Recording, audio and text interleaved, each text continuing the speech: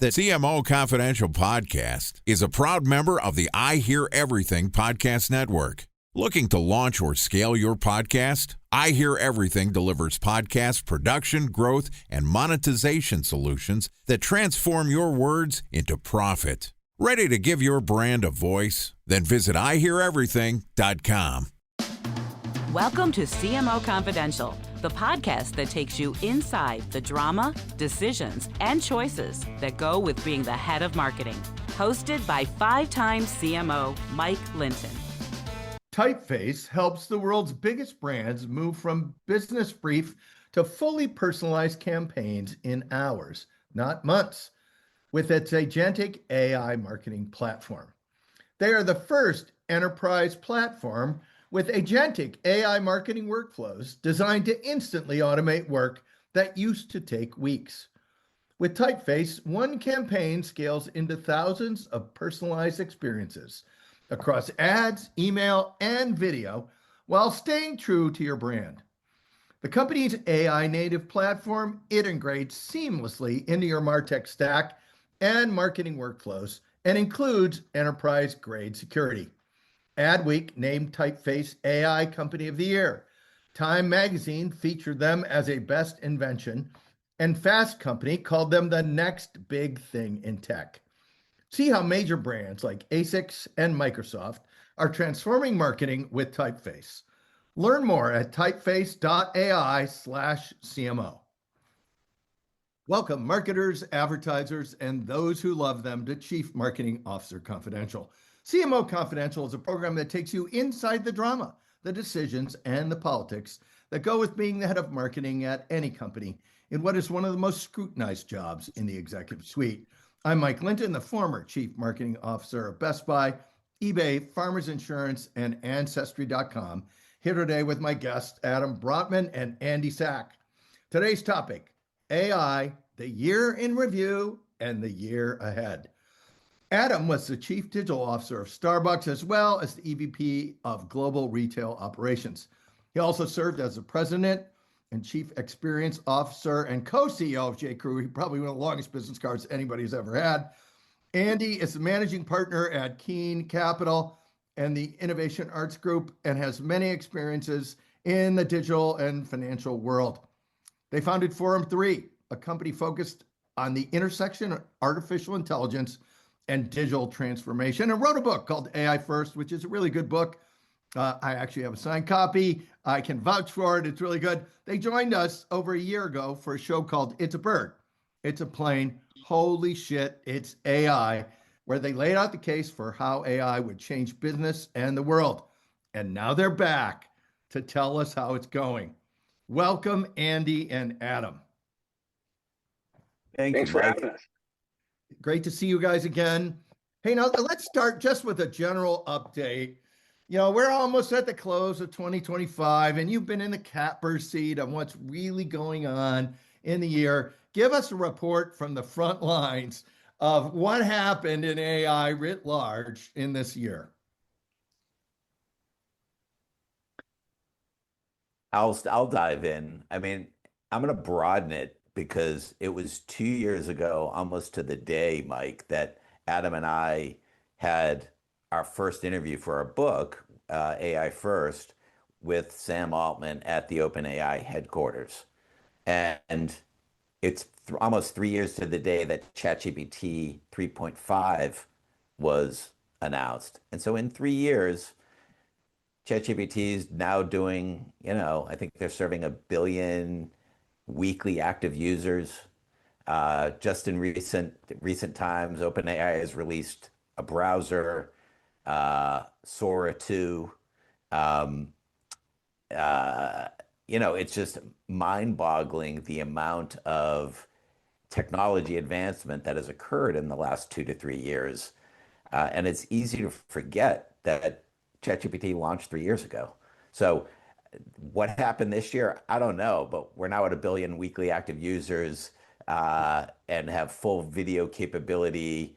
I watched a video that was totally AI generated of Sam Altman talking about really the geopolitical landscape of US versus China and the impact it has on really the the future of the world and frankly the whether we're going to get along and how and the role that AI plays in political decision making. So we've come a long way in a couple of years. And are we picking up speed? Like, because I would Yeah, say that we're is on a the really good perspective. Let's look back 3 years and say the revolution is here and it's gathering momentum as it goes downhill. Um, but you would say, I guess, it's still just the beginning of all this stuff, right? my sense is where I can feel just myself just in this year when you look at what's been released by the large language models that we're on an exponential curve, and I feel it just trying to keep pace with the announcements. Adam, how about you? Yeah, I agree with everything you said. I mean, it's actually interesting looking back at this year because I can't believe it feels like in this space, things are happening so fast and progressing so fast that it feels like it's been longer than a year. So, for example, at about this time last year, roughly, is when reasoning models first came out. Like you'd think they have reasoning models and thinking models, which were transformative in the space. Like it went from just a simple chat model that could make a lot of mistakes and couldn't do higher order reasoning all the time to where now if you're using the thinking model specifically of ChatGPT 5, for example, or if you're using Gemini 2.5 Pro or whatever, one of these ones where reasoning and thinking is built in, like a year ago, that was brand new, Right. which is wild to think about. Secondly, the Trump administration came online this year. Like that wasn't last year, right? So there has been this like from a federal policy perspective, there's been this like accelerationist sort of stance. And then thirdly, we did get ChatGPT 5, we did get Gemini Pro 2.5 Pro. We've gotten Claude heavy, like I'm sorry, Grok heavy and Claude like 4.5. Like these things were like this year, and they are significant steps up in capability. And yet we're kind of all being boiled like frogs in a way, thinking like, wow, like is it really accelerating? Is it what's going on? In the meantime, the ability for these models to do incredible things is still is happening recently. And then you've got this also this year, the rise of these long duration task agents like Replit Agent 3, which can sit there and code and check its own code and actually test itself for like hours at a time. And that's like, so the concept of the improvement of the models, the reasoning models themselves, and these improvements, like it's been a hell of a year. And I think as a result, right now at the end of this year, it's like all, and I know we're going to get to this, you're hearing about like there's just insatiable demands for these chips and for the data infrastructure, And the energy to run them. Yeah. the energy, the chips, the data infrastructure, the hyperscalers behind all this, the crazy amount of value in the stock market that's happening. And putting aside, we get to predictions in a minute. It's just been a year of just incredible progress. And I think when Andy mentions there's like almost a billion weekly active users of ChatGPT alone, like in terms of adoption, consumer and business adoption, it's been a huge Right. leap. That's the fastest ever, right? So Yes. I want to talk about, you mentioned it, you guys both touch on it. It's all these tie-ups between all the companies in AI, the chip makers, the AI models, the companies, everyone is co-investing or tying each other up. How should we think about that? And in the long run, are there winners and losers here? And then I want to flip over to winners and losers in the marketplace or consumers as well. But tell me about the tie-ups.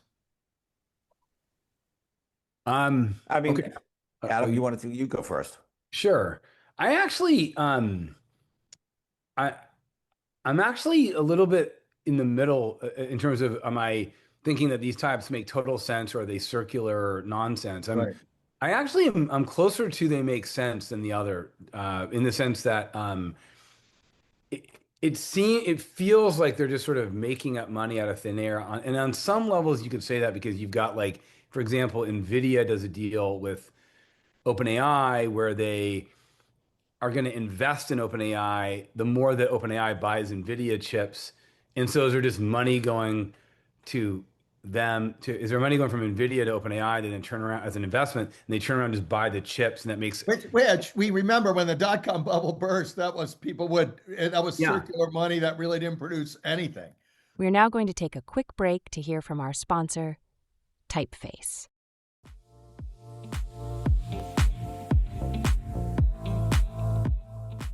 To orchestrate workflows across channels, meet Arc Agents, your AI teammates handling complexity so you can focus on what matters. All within a reimagined workspace where you and AI create as one. Spaces works the way you do. Create anything, from documents to videos to entire campaigns, at scale.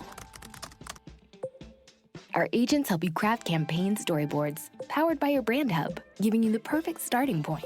Transform one asset into countless variations for every audience and market.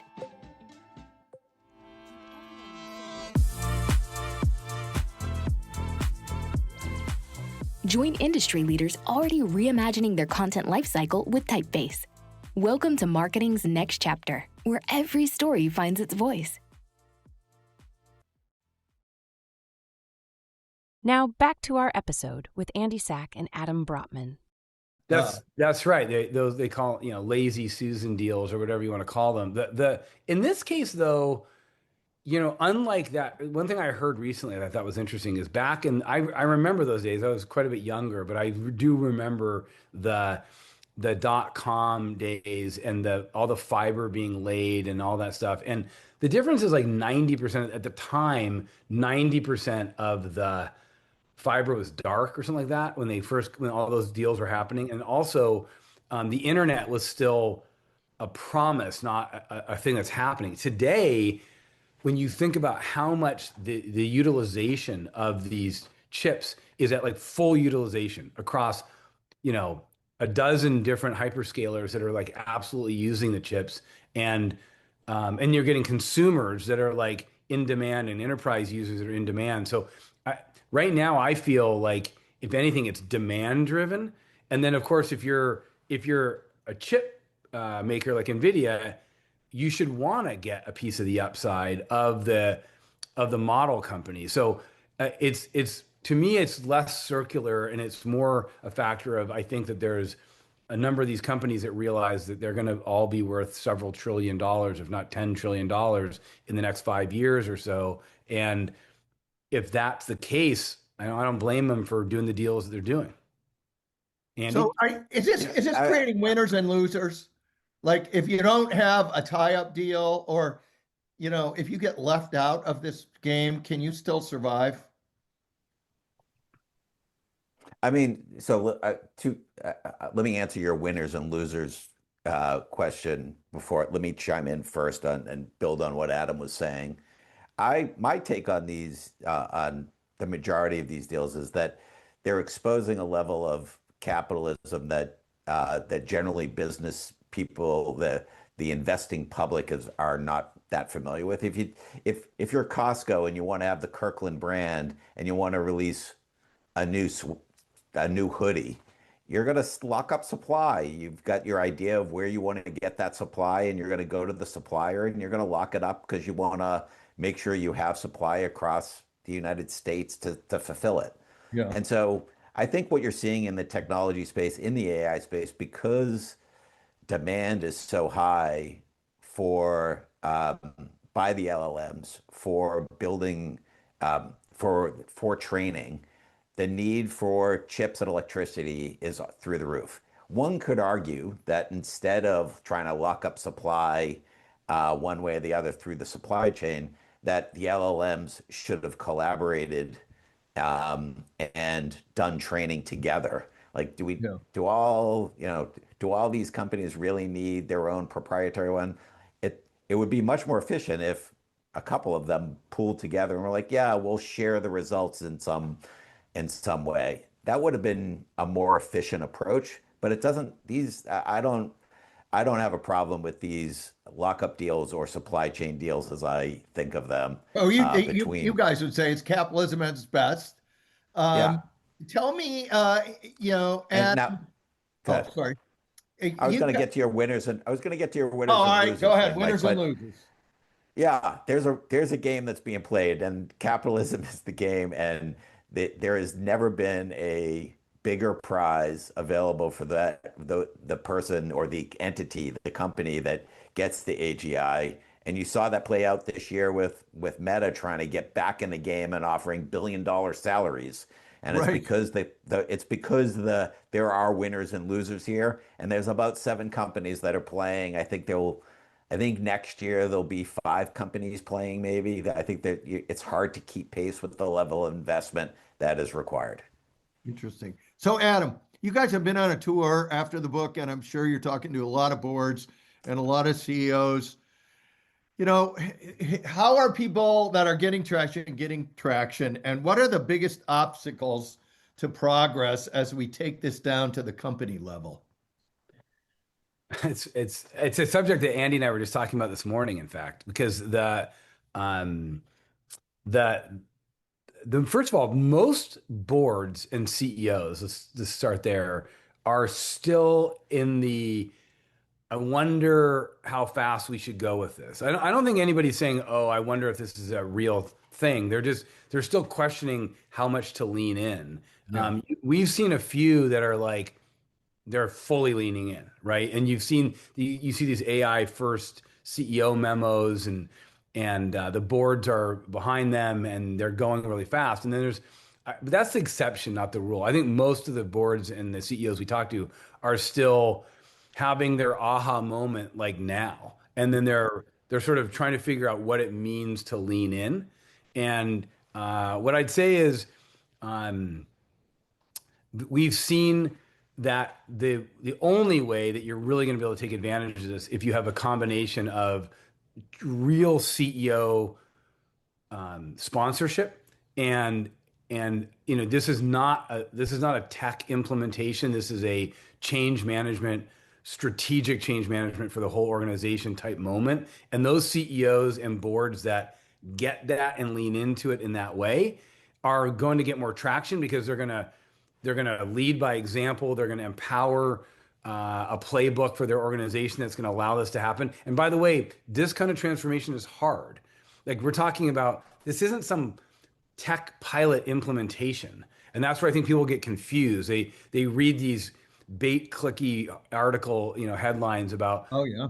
corporate pilots that are failing and whatnot, and so they you can be kind of hesitant. In reality, like this is a multi-month, CEO-led transformation that these companies need to go through.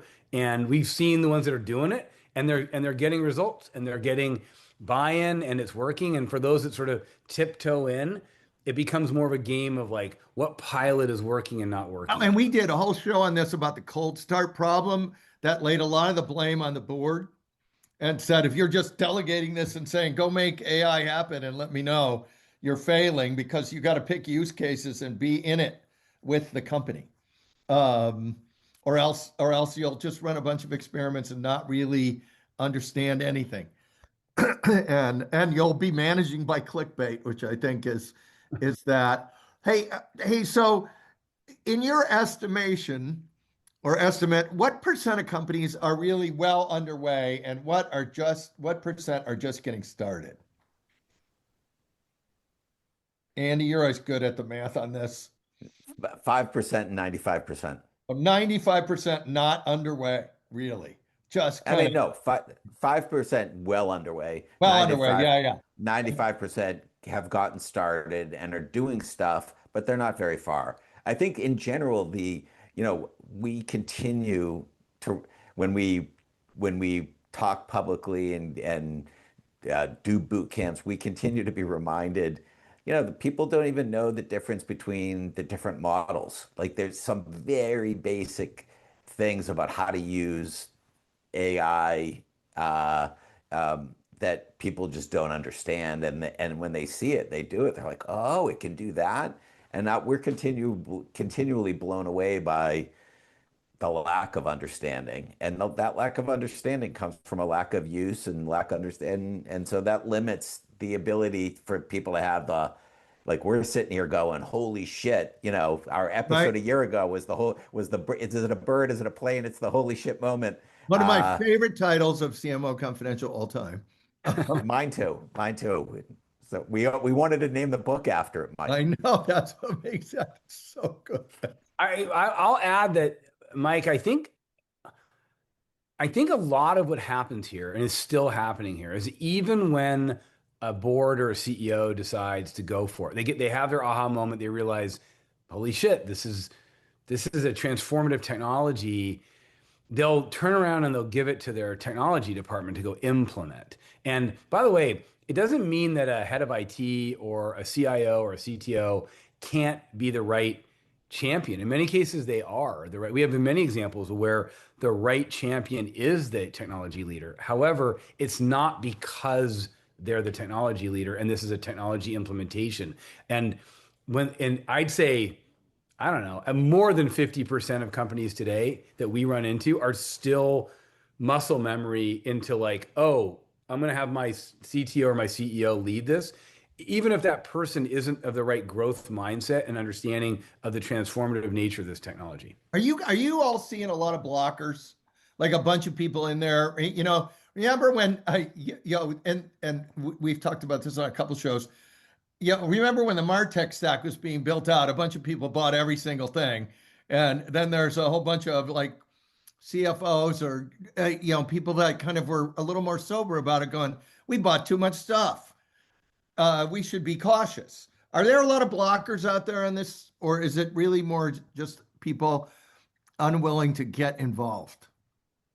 I mean, I'd say the primary blocker is human, and it's human change and it's understanding and usage. Um, there are other blockers, which are there's a lot of vendors, there's a lot of different tools, there's complexity, there's data security, but the primary blocker is there's a current way of doing business. People are busy doing business, and this takes some effort and time and behavior change of human beings, and that's hard. Hey, Adam, let's flip over and talk about the consumers. You said there's a billion users out there, growing, I'm sure, exponentially. Where is the marketplace and the end consumer really in the adoption curve? And then let's talk about what that means for companies. I think the end consumer is this was the year that the end consumer just absolutely got on board. There's still a lot of, I'll call it AI hate and AI skepticism in the consumer space in general, which is interesting because it's out there and I think affects the end consumer. But I'd say the average end consumer is totally has Chat GPT or Gemini or something on their phone that they're using. They're aware of the power of it. But I would say this, they are just like enterprise, 90% of the end consumer is underutilizing and under or misunderstanding the power of this technology. So this was a year that the consumer's using it, and you're seeing that in, the rise of AI search and the rise. Zero click search and all kinds of stuff. Yeah, like exactly. So you're seeing the effect of that. By the way, and then they're bringing it to work with them under the table a lot of the times because the enterprise hasn't given them the right access to the right tools to use in the right way at the company. So you're starting to see this stream of consumer usage, but still not fully understanding how to take advantage of it and the power of it, using it nonetheless. They bring it into work, it's going to affect things like search, like we said. It's going to affect everything from creativity to homework to companionship, which is a huge topic in this space. It's crazy how many people are using it for companionship. And I teach a couple college classes, and you have to just give them assignments, assuming that AI is the basis for everything. Yeah, for sure. I mean, it's changed. It's going to change education. Thank God for K through 12 teachers and schools, because I think they're going to be more important than they've ever been in a lot of ways in the age of AI. Hey, are companies keeping up with the consumer on this? You got zero-click search, you've got all kinds of, the consumer behavior is probably changing at speed and in terms of the marketing funnel and adopting to, how consumers are absorb information and make decisions. Are companies keeping up with that? Andy, what would you say? I mean, I'd say it's what I said before, 5%, Oh, 95%. I okay. think that Yeah. I think companies lag, and I think it's hard. Like the technology is moving. So what's so unique about this technology is the speed with which it's being developed. Um, it's super powerful, but it's the speed that it's changing that is so insane, and we have difficulty keeping up. So doesn't surprise me, and I don't fault anyone for it. And they need help, which is, I mean, it's frankly why we're in business at Forum3. Like this is hard to do. The change management part is hard to do. The tool's simple, but its implications are profound. Yeah, Hey, well, oh, sorry, Mike. I would also say that it's interesting because, for example, Gemini came out with this incredible photo editing and creation capability called Nano Banana it's built in right. Gemini, and it just absolutely took off. And so I think in pockets, the consumer is starting to like see VO3 or Sora for video. They're starting to realize that they can do incredible things with images on Nano Banana, for example, or even just on Chat GPT. And so, it's and then that leaks into social media, leaks into TikTok. And so, my guess next year, the consumer, like the enterprise, will start to, realize how powerful this technology is. But right now, everyone's just still getting their feet wet. Hey, I let's read rate one. market. Oh, go ahead, Andy. Sorry. I read one forecast that said that 50% of consumer purchasing decisions will be AI driven, will involve an LLM next year. 50% of purchase decisions. So cars, travel, all the products, electronics that you buy, you're going to consult an LLM first, and that's just 3 years ago that didn't exist. Even when ChatGPT launched, it's really the reasoning and the consumer behavior. That's an incredible statistic. And it's going to end up being, it is an incredible statistic. And it, think about the fact that the lines are getting blurred as well on that kind of statistic. Because when you do a Google search now, think of how often you're getting this AI overview. So is that like, is that Google or is that AI, right? Is that, in other words, LLMs are going to like creep their way into everything we do. And then I think it's, rumors are flying around about when Siri on Apple is going to end up having, I'll call it Gemini or whatever they decide to use embedded into it. And pretty soon it's going to go from 50% to 100% because you're Yeah. not going to be able to do anything that doesn't have LLMs embedded into it. So it's not going to, for a while there, it was like one or the other. And pretty soon it's just going to all happen. And again, you wonder why, these hyperscalers and these chip stocks are, as high as they are, because it's, the amount of usage is just astronomical. Hey, so let's write marketers into this story. One of your challenges to all of marketing is think bigger as a marketer. We know everybody starts down the efficiency route. Are many marketers thinking bigger yet within their company? And what does thinking bigger kind of mean when you say that? I would say marketing of the departments is doing a better job than other departments in terms of adopting the technology. You're seeing this year, you saw a number of instances where full-on advertisements, video advertisements are being released. They're being released on TV. There were a number of examples of that.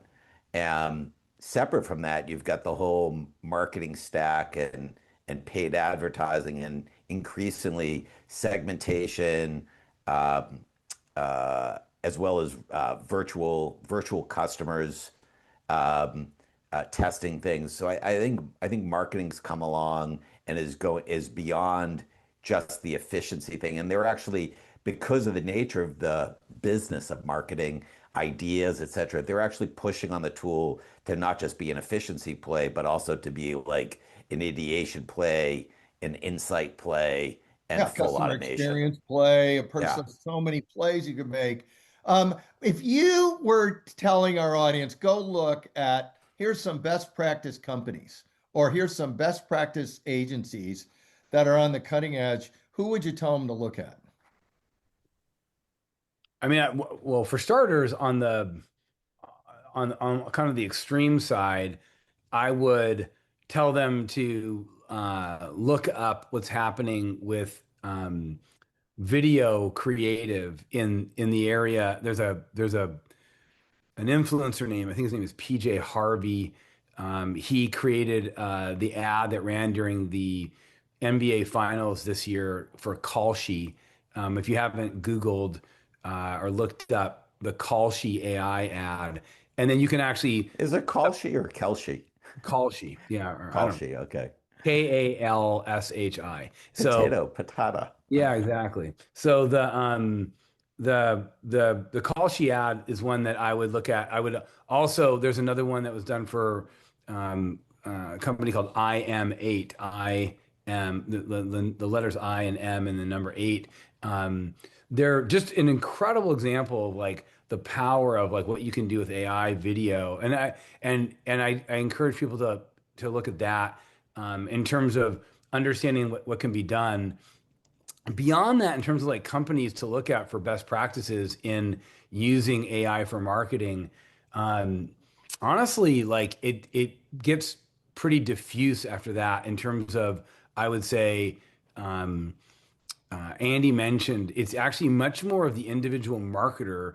And we do see this a lot. Andy's right. Like we do see marketers being particularly early adopters of thinking about the different micro solutions of how they themselves can use vision from an AI perspective, or the reasoning model from an AI perspective, to really create synthetic personas to do testing against, to take all of their data they have on their customers and their marketing efforts, and then run those through a reasoning model and effectively look for insights, look for optimization. I think marketers in general are pretty early to look for an edge and look for something to differentiate what they're doing so they can actually, by definition, drive some sort of comp store sale. And so this technology is one that Andy's right, we see marketers leaning, when we talk to them, they're like the first function that says, oh yeah, I was And using. almost everyone kind of expects you as the marketer being the front end of this because it's where the technology hits the customer. So any agencies you think are on the front end that you're seeing? Forum3. Yes, other than you guys, of course. Who Other would than be us. at the front end? That's a good question. It's not because there aren't, I'm sure, plenty of other good agencies out there. I mean, it's actually interesting because I've been following the big agencies, which is maybe not what you meant, but like I'm talking about the big consulting agencies, not creative agencies per se. And it's fascinating to watch, for example, what's happening with Accenture and how they're having to redefine what they're doing. They view this And as they're laying off, that's right. They view this thousands of people. So view it as an existential moment, and yet they're totally using it. I know McKinsey and Boston Consulting Group are also developing their own sort of internal tools for this. And I got to imagine that all of the great creative agencies that are out there are, they probably are paying attention to this and figuring out how to use it to their advantage. But no, there's no agencies that come to mind for us necessarily. got it. I want to get into predictions for 2026. What are Adam and Andy's big predictions for our listeners? I mean, I'll go first. I would say Apple gets into the game. and they get into the game not in a small way, but in a big way. And I'll go further to say that Apple buys perplexity. Wow. That's my prediction. And I think so that's prediction number one. Prediction number two, I had predicted for 2025 that it was the year of the agent. 2026 is the year of the agent. That's like every year they predict a connected home. Yeah. So I think in 26, agents for consumers in particular, but the rise of software that does jobs for you. There'll be the travel planner and the travel booker, and that's a really good use case. It's being if you're not using LLMs already as a travel assistant, I think there's going to be a bunch of services that come in that domain. And then eventually, maybe it can do wedding planners. Go ahead. Sorry. Yeah, and then my last thing is I do think that we'll see the first consumer device that, maybe it's the next version of the glasses, maybe it's a lapel pin, but I think we're going to see those non-keyboard consumer devices that are AI enabled rise in 2026. Those are three great predictions. Thank you, Andy. Adam? I did not prepare in advance, Mike. Those were on the spot. That's what I love about you guys. All right, Adam, any predictions you want to throw in there? Wow. I want to, as my business partner, I want to take full credit for Andy's predictions. I thought those were, he carried the water for us. I would, honestly, in 2026, I think there might be some bumpiness in this space. And what I mean by that is I'm not taking the other side of what Andy's saying, because I agree with his predictions. I actually think that I think 2026 is the year that society more broadly realizes that there are some real potential issues here in terms of how much this technology is capable of disrupting the labor market and disrupting the world. Everything. And I think as a result of that, I feel like 2026 is going to be a year of great progress in the ways that Andy mentioned. And there's going to be this pull and pushing and this tug of war between people that are scared, and rightfully so, of the implications of this, with the fact that this is going to continue to accelerate in some ways. There might be economic crashes. There might be creator and labor market backlash against this. And I think that that's going to set up the sort of tension of the year for 2026. And that's because this technology is going to continue to exponentially, which it has been, improve. And I think the bumpiness of it is going to start to really kick in. And I think we're going to all have, and I don't think it's going to slow down adoption, but I do think it's going to change the conversation, hopefully in a productive way. Because the consequences of the technology are coming clearer and clearer, and it's job loss, it's a lot of power. So we'll have you all back on the show to talk about it. Before we get to our traditional last question, any other AI things you want to share with our listeners before we go to our final question? Use it 10 times a day. If you're not using it 10 times a day, you're falling behind. Yeah, I think that's right. Find a bunch of ways to do it. All right. You guys know the traditional last question. Funniest story you can tell on the air, and or practical advice we haven't discussed yet. You can take one or both, and either one of you can answer for both of you, or both of you can answer. But you must take at least one. I guess I'll start with Adam.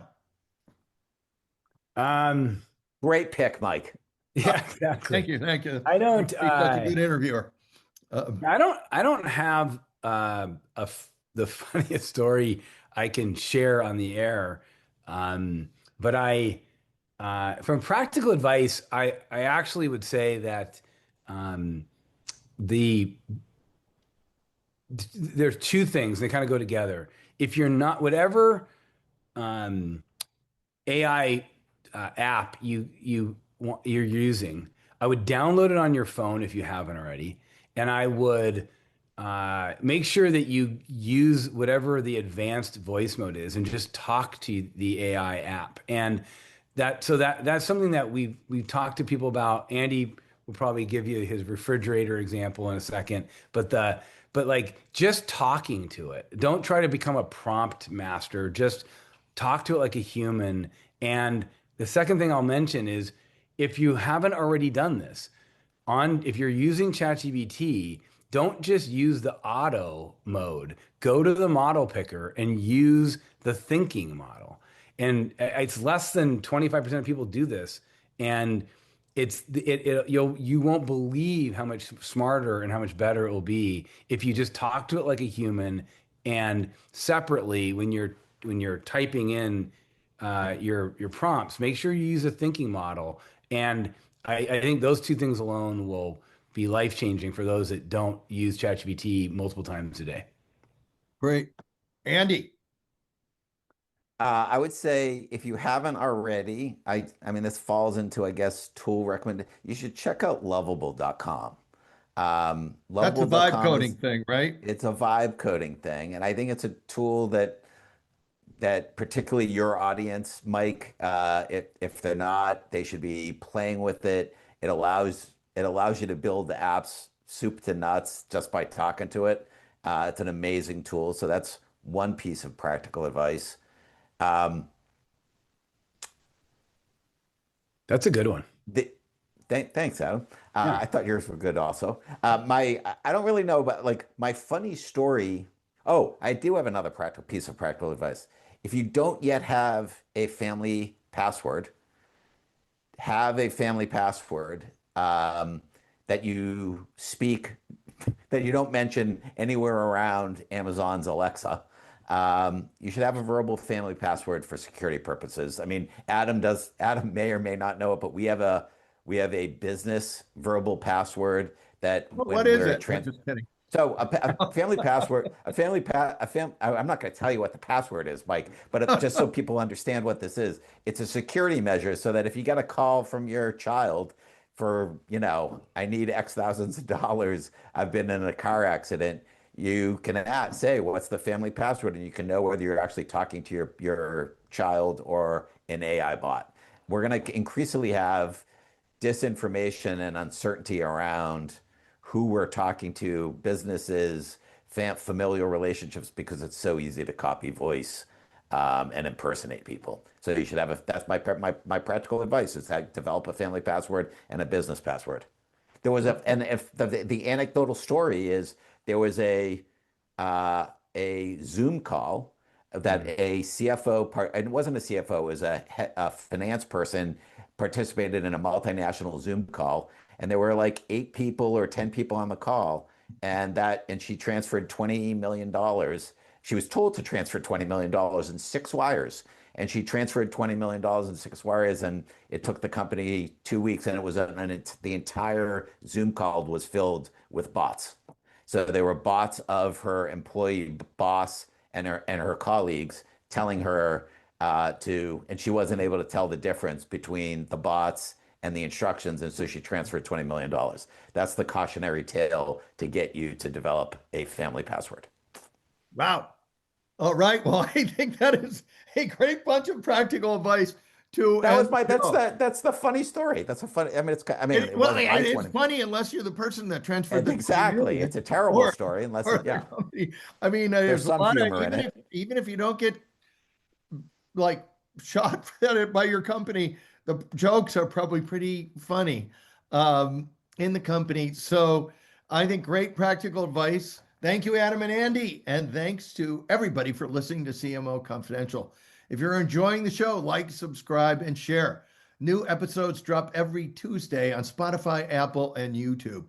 Our catalog gives you access to nearly 150 shows, including Colonel Mustard in the Study with the job spec. Is your next best customer an AI bot? Welcome to the new frontier. The rise and fall of Peloton is seen through the eyes of CLTV. And of course, Adam and Andy's first show, It's a Bird, It's a Plane. Holy shit, it's AI parts 1 and 2. Hey, all you marketers, stay safe out there. This is Mike Linton signing off for CMO Confidential. Legacy marketing tools weren't built for AI. Typeface is the first multimodal platform where agentic workflows handle everything from brainstorming to launch across every channel and customer touchpoint. Their AI native design transforms manual marketing tasks into automated workflows that create personalized text, imagery, and video at enterprise scale. Typeface's AI integrates with existing MarTech stacks through APIs and native connections. So you keep your processes while gaining AI superpowers and enterprise-grade security. See how brands like ASICS and Microsoft accelerate innovation and transform a single idea into thousands of personalized on-brand experiences instantly.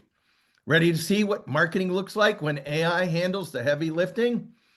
Learn more at typeface.ai/CMO.